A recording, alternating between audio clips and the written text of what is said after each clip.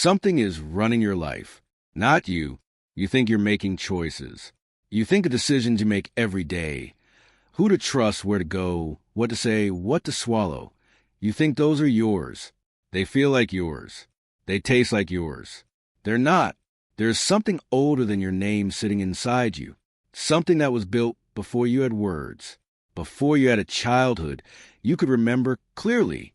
Something that watched the world when you were too small to understand it, drew conclusions, and then never stopped drawing the same ones. Carl Jung called these structures archetypes, not metaphors, not symbols, not poetry, structures, like bones, like load-bearing walls. They hold the shape of your psyche, and one of them, one single one, has been holding more weight than the rest. Today we're going to find it, not by guessing, not by hoping you're the interesting one, by testing, by recognition, by that uncomfortable feeling in your chest when something true is said out loud and you can't look away from it. 5 cats, 5 archetypes, 5 survival strategies your unconscious built to keep you alive, and one of them has been choosing for you. The whole time, before we meet them, you need to understand something about how this works. Because most personality tests are built on a lie. They tell you who you are, like it's a fixed thing. Like you woke up one day and your personality was handed to you like a name tag. Jung didn't believe that. Jung believed personality was a response, a reaction, something your psyche built in real time to answer a question the world was asking you. And the question was always the same. How do I survive this? Not how do I thrive? Not how do I become my best self? How do I survive? That's the question your unconscious has been answering since you were a child. And the answer it gave, the strategy it chose, became the foundation everything else was built on. Your relationships, your career, your fears, the way you love, the way you leave, the way you stand in a room full of people and still feel completely alone. All of it built on top of one archetypal response. One cat. And here's what makes this uncomfortable. You didn't choose it. You never chose it. It chose you. It saw what your life needed, and it stepped forward. And once it stepped forward, it never stepped back. So when you recognize yourself in one of these cats, and you will, don't fight it. Don't rationalize it. Don't say, well, that's not entirely true, or I'm not like that all the time. You are, more than you know. Let's begin. The first cat, the observer. This cat doesn't act. It watches. It sits in the background of every room, every relationship, every moment, and it reads. Not words. People. The way someone's voice shifts when they're lying. The way someone's body tightens when they're afraid. The way silence fills a space differently depending on who's in it. If this is you, you already know. You've been reading rooms since before you understood what reading rooms meant. You were the child who noticed things. The one who said something's wrong before anyone else did. The one who sat quietly at family dinners and watched adults talk past each other and wondered why no one else could see what you saw. That felt like a gift. It wasn't. Or it wasn't only a gift. It was a survival mechanism. Something in your early life was unpredictable. Someone around you, a parent, a caregiver, someone you depended on, was not consistent, not safe, not trustworthy. And your psyche did the only thing it could do. It built a watchtower. It put you at a distance. Not physical distance. Emotional distance. The kind that lets you observe without being touched. The kind that lets you see danger coming before it arrives. The kind that feels, over time, like intelligence. And it is intelligent. The observer cat is genuinely perceptive. That's real. It's not fake. It's not performance. But here's what the observer cat doesn't tell you. You substituted observation for participation. You got so good at watching that you stopped entering, stopped risking, stopped being in rooms instead of studying them. And at some point, the watchtower became a home. You stopped coming down. Think about your relationships.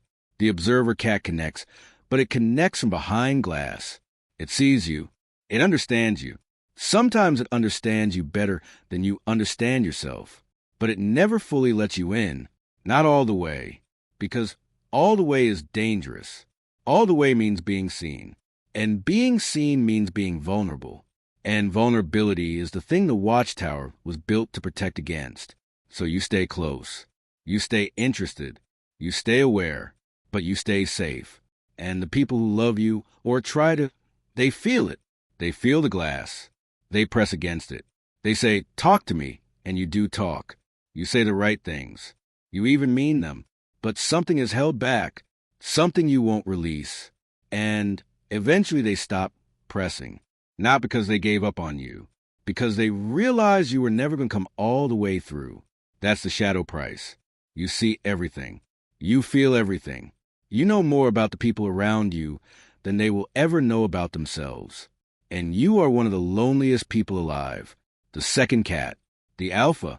This cat doesn't watch. It leads. Walk into any room and find the person everyone is looking at without realizing they're looking. That's the alpha cat. Not the loudest person, not the most attractive, the most certain, the one who knows what happens next, the one who, without announcing it, becomes the center of gravity in a space. If this is you, you've been carrying other people's decisions since childhood. They came to you, not because you advertised, because you radiated something that looked like answers. And most of the time, your answers were good. Your instincts were sharp. Your ability to read a situation and act. Fast, clean, decisively, it was real. People followed you because following you worked. For a while, Jung understood the alpha cat better than most people give him credit for. He also understood what it costs. Control isn't leadership. Let that sit. Leadership is influence. It's earning trust through competence and care. Control is something else entirely. Control is a need to be the one making the decisions because the alternative, someone else deciding, physically terrifies you. And it terrifies you for a reason. Somewhere in your history, someone else was in control, and they failed. Maybe they didn't protect you. Maybe they made a decision that damaged you. Maybe they simply weren't there, and the absence left a vacuum, and you filled it not out of ambition, but out of necessity. So you became the one who decides. And it worked. It protected you. It gave you power. It gave you identity. But identity built on control has one fatal weakness. It can't tolerate being wrong. Because if you're the one who leads and you're wrong, that's not just a mistake. That's a crack in the foundation. That's a threat to the entire structure. And so when reality pushes back, when a decision doesn't work out, when someone disagrees, when the evidence says you're mistaken, the alpha cat doesn't adjust. It doubles down. It pushes harder. It gets louder, not in volume but in certainty. It refuses to bend because bending feels like breaking. And the people around you, the ones who trusted you, they start to see it. They see the stubbornness. They see the resistance. And they start to leave. Quietly, respectfully, without drama. Because the alpha cat gave them stability. But it never gave them honesty. And at some point, people choose honesty, even over stability. The third cat, the wild cat, this cat burns. Not destructively, not on purpose. It burns the way a fire burns, because that's what it is. Energy, raw, uncontained, alive energy. It creates, it moves, it shifts, it refuses to sit still long enough to be defined. If this is you, your life looks like a series of chapters that don't connect. The job you loved and left. The relationship that was perfect until it became comfortable. The city you lived in. The version of yourself you wore, the dream you chased and then abandoned. Not because you failed, but because the chase itself stopped feeling real. Other people call this instability. You call it being alive, and you're not entirely wrong. The wildcat carries something genuine, a creative fire that most archetypes don't have access to. When the wildcat is creating, actually creating not just restless, it produces something electric, something that makes people pay attention. Something that couldn't have come from any other kind of mind. But Jung saw what lived underneath the fire. You burn bridges before they stabilize you. Not because you're careless. Because stability triggers something in you. Something old. Something that feels like a cage closing. And so, right at the moment when a relationship, a project, a version of life starts to click into place, something in you pulls the emergency brake. You pick a fight. You lose interest. You find a flaw that justifies leaving. You make chaos small or large, because chaos feels like oxygen and peace feels like suffocation. And the reason is not that you're broken. The reason is that somewhere, very early, stillness was associated with something bad. Maybe being still meant being overlooked. Maybe being predictable meant being trapped. Maybe the people who stayed put, who played by the rules, who built stable lives, they didn't look happy. They looked diminished. So you decided, I will never be diminished. I will never be still. I will never let anyone contain me. And that decision has cost you more than you've admitted, because the wildcat has never stayed anywhere long enough to actually be known. It's been everywhere. It's felt everything. It's tasted every version of life. And it's never been home. Not once. The fourth cat, the nurturer, this cat feels. Not the way other cats feel. Sharply, defensively, strategically. The nurturer feels openly, constantly, absorbs, takes in, senses the emotions in a room like a barometer senses pressure, and it moves toward pain the way a compass moves toward north. If this is you, you've been taking care of people before anyone asked you to, maybe since childhood. Maybe you were the one holding things together, the one who noticed when someone was struggling, the one who adjusted, adapted, gave, poured. And it didn't feel like sacrifice. It felt like purpose, like the thing you were actually made for. Other people felt safe around you.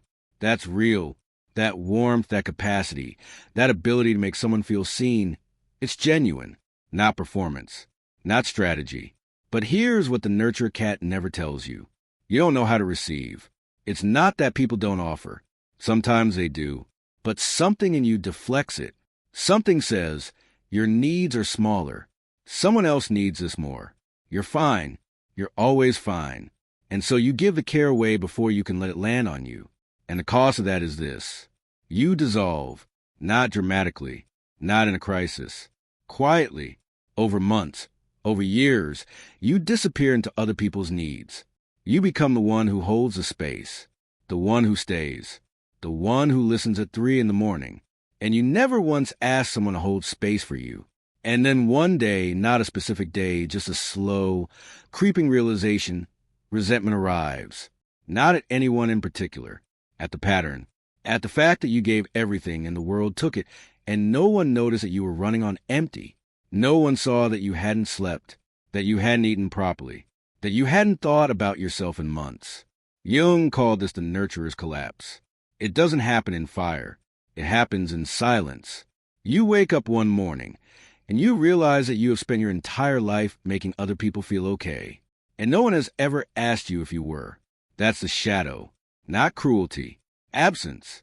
You abandon yourself so thoroughly that you don't even remember what it feels like to want something for you.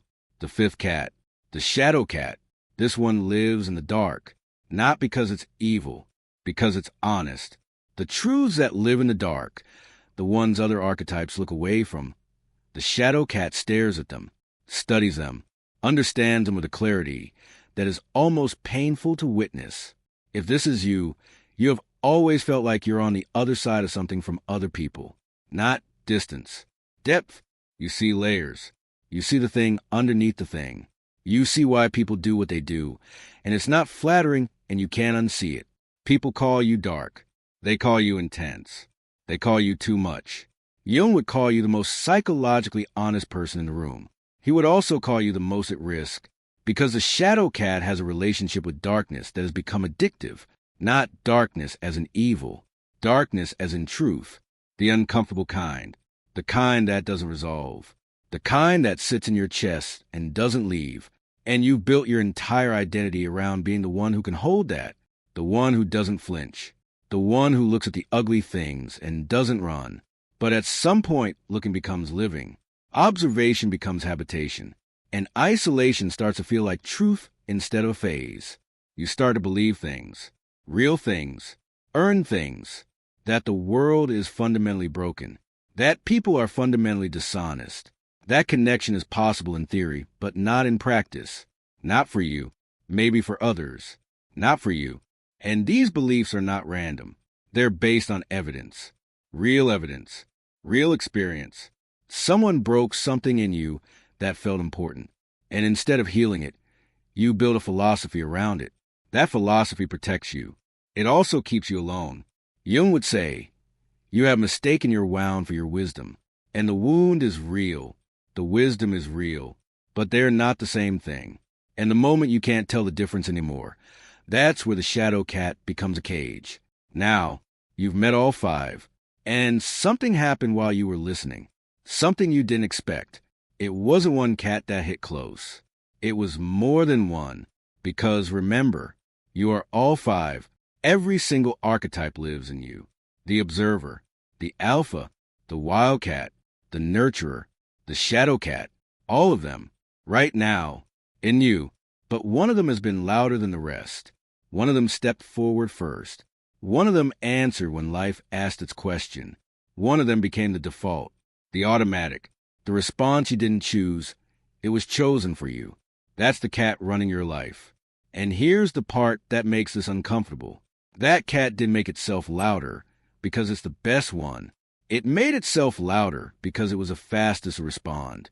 Because the situation you were in, the family you were born into, the childhood you lived, the early wound you carry, required that specific response. The observer was born from unpredictability. The alpha was born from powerlessness. The wildcat was born from confinement. The nurturer was born from being uncared for. The shadow cat was born from being unseen. Each one was a solution at the time, but you're not in that situation anymore. The family is behind you. The wound is old.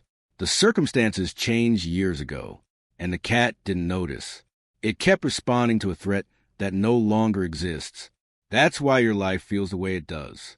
Not broken, not wrong, just slightly off, like you're wearing a coat that fit you when you were 12 and you've never taken it off because it's so familiar it feels like skin. It's not skin, it's armor. And armor that was built for a child doesn't fit an adult. Jung's answer to this wasn't destruction. It was integration. Not kill the dominant cat. Not replace it. See it, all five of them, at the same time, with the same honesty you'd use on a stranger. Because here's what integration actually means. It means the observer can choose when to watch and when to step into the room.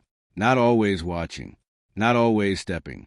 Choosing, consciously, in the moment. It means the alpha can choose when to lead and when to follow. Not out of weakness, out of awareness that no one should carry the weight alone. It means the wildcat can choose when to burn and when to build. Not because it's been tamed. Because it finally understands that fire needs structure to become something more than ash. It means a nurturer can choose when to give and when to receive. Not because it stopped caring. Because it finally understood that a person who gives everything has nothing left to give. It means a shadow cat can choose when to look into the dark and when to step back into the light. Not because it's afraid. Because depth without connection is just loneliness with a better name. That is the work. Not becoming a different person. Becoming a whole one. And whole doesn't mean balanced. Whole doesn't mean every cat gets equal time. It means you know they're all there. It means none of them gets to operate without your awareness. It means the next time your dominant cat starts making decisions for you, you notice. You pause. You ask the question you never asked before. Is this still what I need? Or is this just what I've always done? Because there's a difference. And that difference is everything. The cat that's been running your life did its job. It kept you alive. It kept you moving. It gave you an identity to stand on when the ground was shaking. But you don't need it to run anymore. Not the whole thing. Not all the time. You need to see it. Name it. Understand it. And then choose. Not from the archetype. From yourself. That's what Jung meant by individuation. Not becoming someone new. Becoming someone who finally, after a lifetime of being shaped by forces you couldn't see, finally sees them, and finally gets to decide what happens next. So, comment below. One word. The name of your cat. The one that made something in you tighten. The one you want to argue with but couldn't. The one that felt too close. Don't explain it. Don't qualify it. Don't soften it. Just name it. Because naming is the first step, not the last. You already know which cat it is. You've known since the middle of this video. You just needed someone to say it out loud first.